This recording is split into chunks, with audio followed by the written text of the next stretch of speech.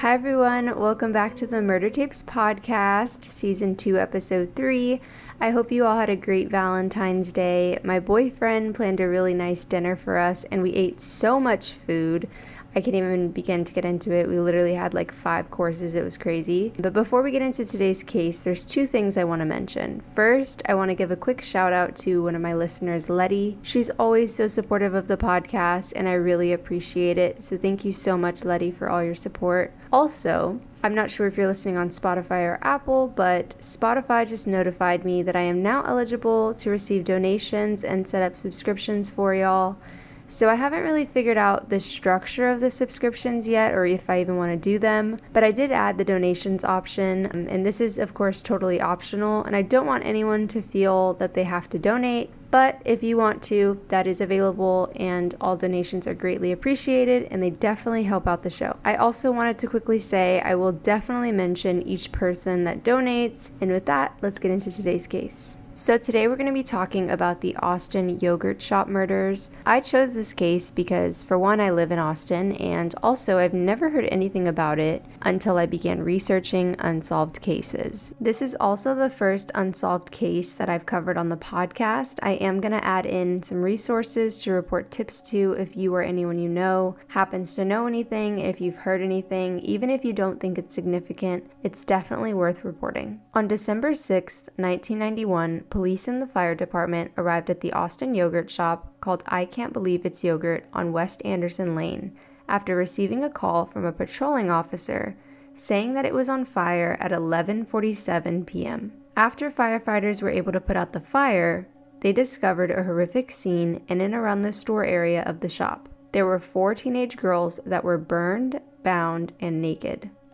They had been stacked on top of each other and were pronounced dead on the scene as they had also been shot in the head. The guns investigators believe were used were a .22 revolver and a .380 semi-automatic pistol. The 4 victims were 13-year-old Amy Lee Ayers, 17-year-old Jennifer Ann Harbison, 15-year-old Sarah Louise Harbison, and 17-year-old Eliza Hope Thomas. Before we continue, I'm going to include audio of Detective John Jones explaining the night of the murders along with the audio of him on the scene. I'm John Jones. I was a sergeant investigator in homicide, December 1991. Time stopped for the whole time that case was going on. When it got to these 4 young ladies, it just stopped. And it burns an image in your mind. Multiple young kids, fires set, victims were stripped. You know, some of the more minute edge of details are a little bit hazy, but it doesn't take very much long to get back up to speed to where it's December 6th all over again. Okay, at 11:47, one of our patrol officers called in to dispatch smoke coming out from I Can't Believe It's Yogurt. Fire department got here shortly thereafter. What we found in the back there was we found 4 victims. We're handling it as a homicide right now because it appears that one of the victims was struck in the head. Were the victims together or were they in different parts of the building? No, I can't. Can't give you that either. Were they bound in any way? Can't give you that. Was there any sign of forced entry to the building? Can't give you that.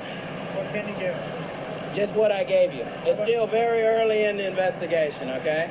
Now you're probably wondering if all the girls work there. Jennifer and Eliza worked there, but Sarah was Jennifer's sister and Amy was one of Sarah's friends. The girls were all planning on riding home together after the yogurt shop closed at 11 p.m. They were all going to have a sleepover.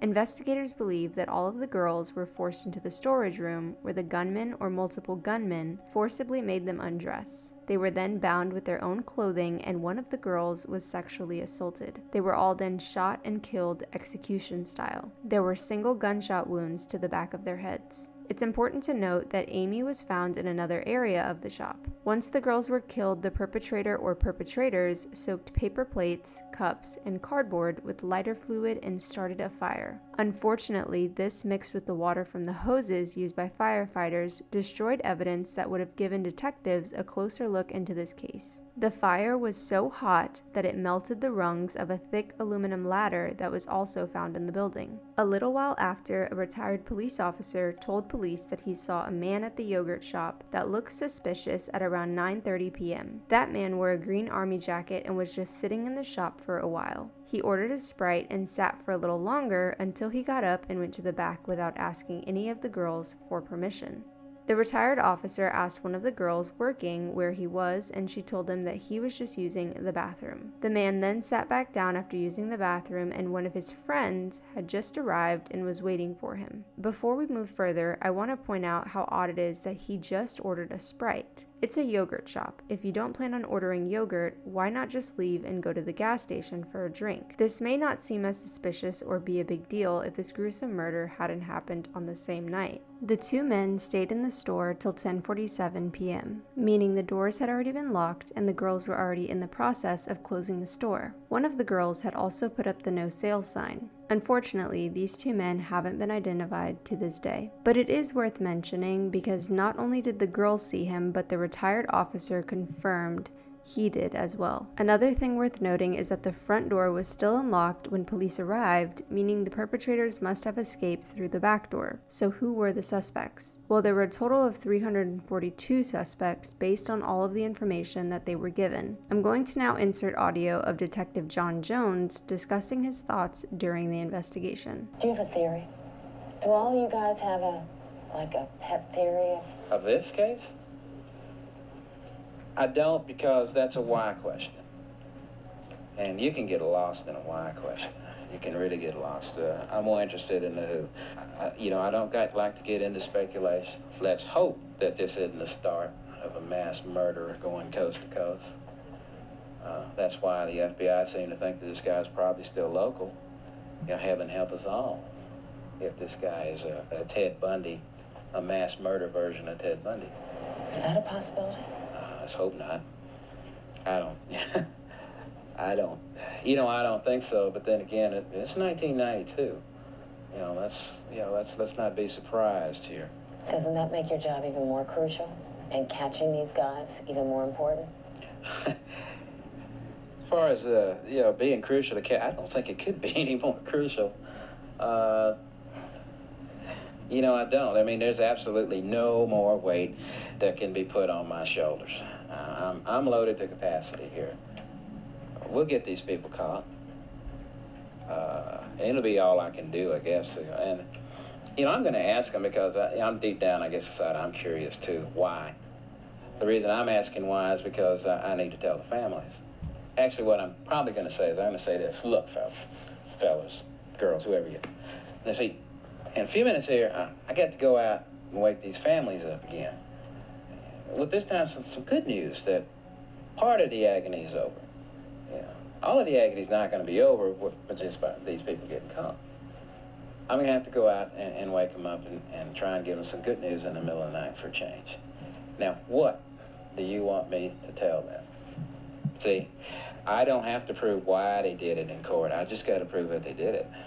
But you really want to know why somebody would do something like this. Everybody wants to know why. But, once again, there is no good reason why. There's just an excuse. There's just going to be an excuse, and it's not going to be a very good excuse at that. Society as a whole is not going to accept any plausible reason for this.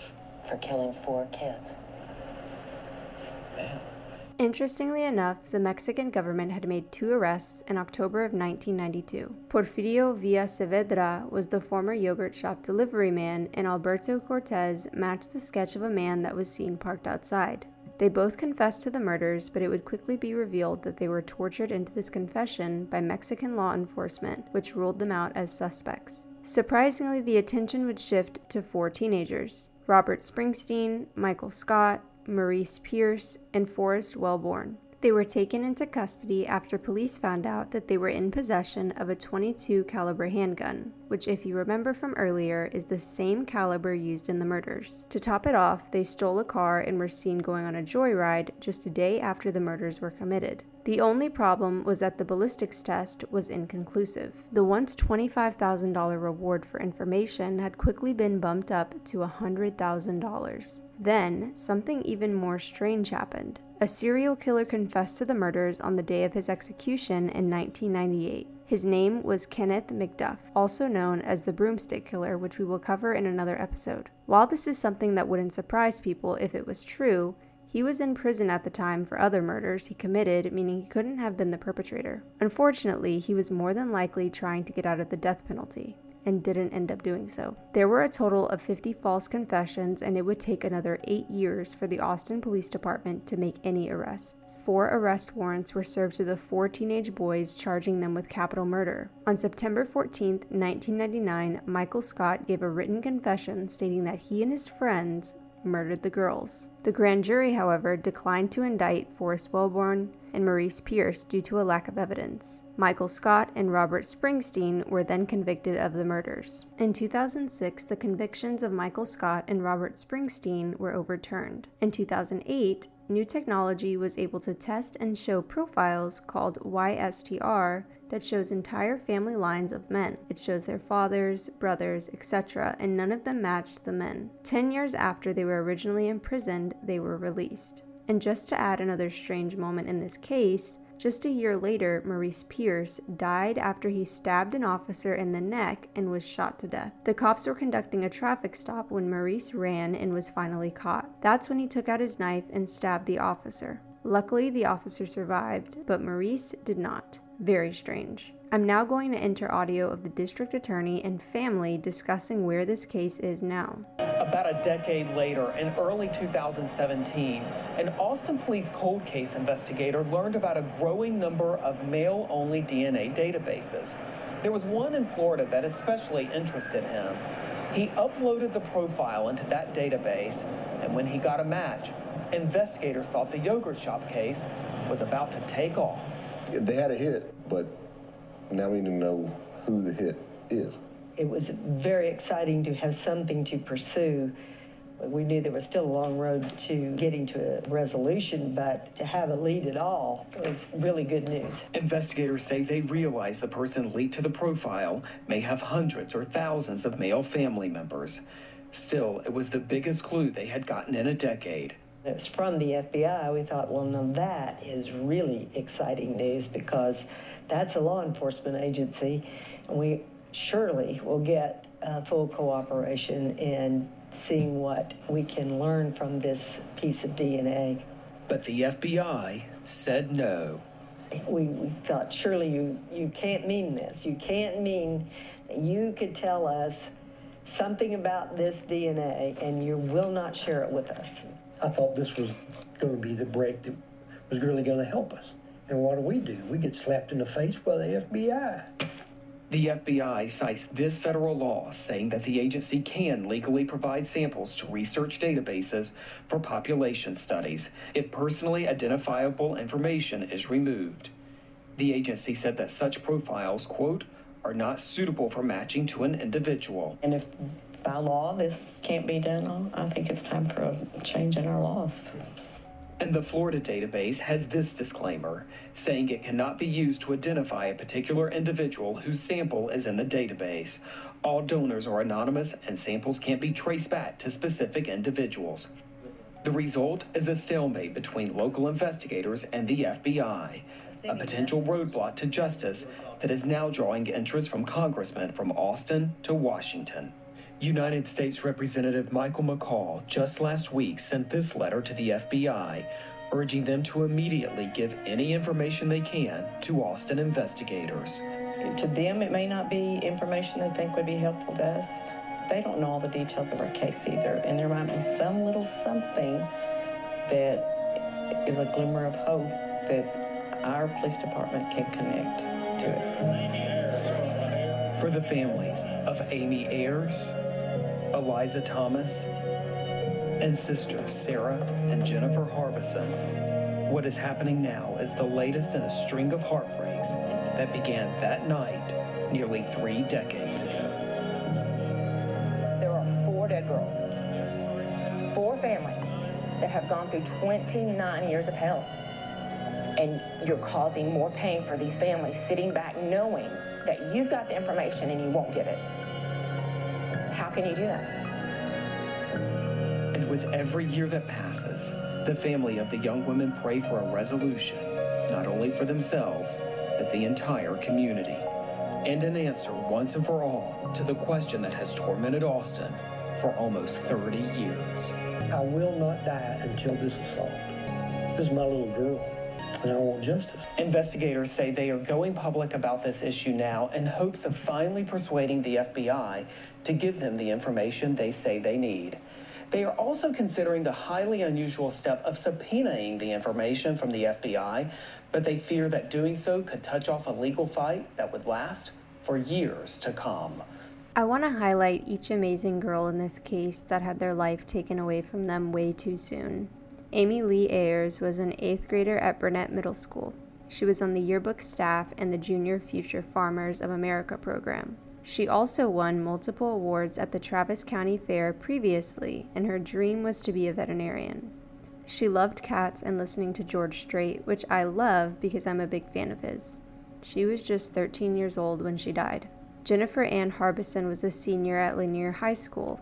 She was also the president of the Future Farmers of America program and the leader of the Lanier drill team called the Vikettes. She also loved being a part of the track team. She was just 17 years old when she died. Sarah Louise Harbison was a freshman at Lanier High School and a junior varsity cheerleader. She too was a part of the Future Farmers of America program and the student council. She enjoyed collecting seashells and rocks and was only 15 years old when she died. Eliza Hope Thomas was a senior at Lanier High School. She loved to read, dance to country music, and she wanted to be a veterinarian, just like Amy. Her mother would say that she was a great writer, and her principal would say that she enjoyed agricultural mechanics. She was also great at welding and small engine repair. She was only 17 years old when she died. Over 1,000 people from their community gathered outside of the church they went to, called St. Louis Catholic Church, in honor of the girls. Even when the capacity had been met, people stood outside and paid their respects to them. Amy was laid to rest with the Harbison sisters, and Sarah was laid to rest separately. All of these amazing girls had their bright lives viciously taken from them, and it is so heartbreaking. These girls and their families deserve justice and should have had it many years ago. If you or anyone you know knows anything, even if it's something you're not 100% sure about, please contact the Austin Police Department Homicide Tip Line at 512-477-3588 or Crime Stoppers at 512-472-8477. As always, all evidence will be linked in the show notes, and these numbers will also be there as well. Thank you so much for listening to today's case. Feel free to follow our Instagram at Murder Tapes Podcast or by personal at Annalisa. Also, if you enjoy the show, make sure that you follow along and please leave a review if you have time. It really does help out a lot. I hope to see you on the next one.